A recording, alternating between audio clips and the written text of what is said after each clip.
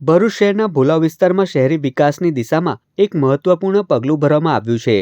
ભોલાવ વિસ્તારની સંજય કોલોનીથી નર્મદા કોલોની સુધીના માર્ગ પર અંદાજિત રૂપિયા 1.60 કરોડના ખર્ચે પેવર બ્લોક રોડના નિર્માણ કાર્યનું ધારાસભ્ય રમેશ મિસ્ત્રીના હસ્તે ખાતમુહૂર્ત કરવામાં આવ્યું હતું। આ અવસરે ધારાસભ્ય રમેશ મિસ્ત્રીએ જણાવ્યું હતું કે ભાજપ સરકાર લોકોની મૂળભૂત સુવિધાઓના વિકાસ માટે સતત પ્રતિબદ્ધ છે। ભોલાવ વિસ્તાર છેલ્લા કેટલાક વર્ષોથી ઝડપી વિકાસની દિશામાં આગળ વધી રહ્યો છે અને આ રોડના નિર્માણથી પરિવહનને નવી સુવિધા મળશે। વરસાદી મોસમમાં કાદવ અને અસમંજસ ભરેલા રસ્તાથી લોકો પરેશાન થતા હતા, જે મુશ્કેલી હવે દૂર થવાની છે। આ પ્રસંગે ભરૂચ જિલ્લા પંચાયતના કારોબારી અધ્યક્ષ ધર્મેશ મિસ્ત્રી, પૂર્વ જિલ્લા ભાજપ પ્રમુખ મારુતિસિંહ અટોદરિયા, ભાજપ મહામંત્રી નિરલ પટેલ, શહેર ભાજપ પ્રમુખ જતીન શાહ સહિત મોટી સંખ્યામાં સ્થાનિક રહીશો ઉપસ્થિત રહ્યા હતા। આજે ભરૂચ કોલેજ રોડ નર્મદા નિગમની કચેરી સાથે જોડતા રોડનું ખાતમુહૂર્ત કરવામાં આવ્યું છે। રાજ્ય સરકારની ગ્રામીણ સડક યોજના અંતર્ગત આ કામ મંજૂર કરવામાં આવ્યું છે। અંદાજિત 1.25 કરોડ રૂપિયાના ખર્ચે આ રોડની કામગીરી પૂર્ણ કરવામાં આવશે।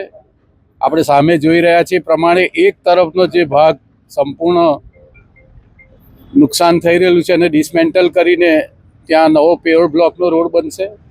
બાકીના બીજા ટ્રેક ઉપર આ જે સારો રોડ છે એના ઉપર પેવર બ્લોક લગાવવામાં આવશે।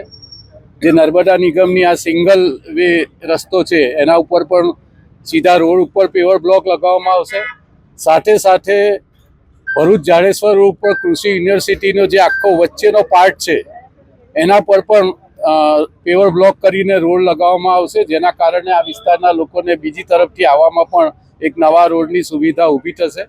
કુલ મળીને આ હોટલ હયાતથી શરૂ કરીને આ જ્યાં પેવર બ્લોકનો રોડ શરૂ થાય છે ત્યાં સુધીનો અને જ્યાં રોડ જાડેશ્વર તરફ પૂરો થાય છે ત્યાં વચ્ચેનો જે રોડ છે કૃષિ યુનિવર્સિટીનો, આ બંને રોડને આવરી લઈને અંદાજિત ₹1.25 કરોડ રૂપિયાના ખર્ચે આ કામ આગામી 3-4 દિવસમાં શરૂ કરવામાં આવશે।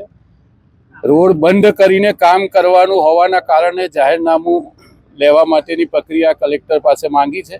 લગભગ અહીંયા બસોનો વ્યવહારને જે પ્રકારનો ટ્રાફિક છે એના કારણે રોડ બંધ કરવો પડશે તબક્કાવાર જાહેરનામું લઈને, એટલે 10-15 દિવસ સુધી આ વિસ્તારના નાગરિકો આગેવાનો પણ સહયોગ આપે અને બાકીના વૈકલ્પિક રસ્તાનો ઉપયોગ કરીને આ રોડ વધુ સારો બને એ દિશામાં સહયોગ આપે એવી વિનંતી છે।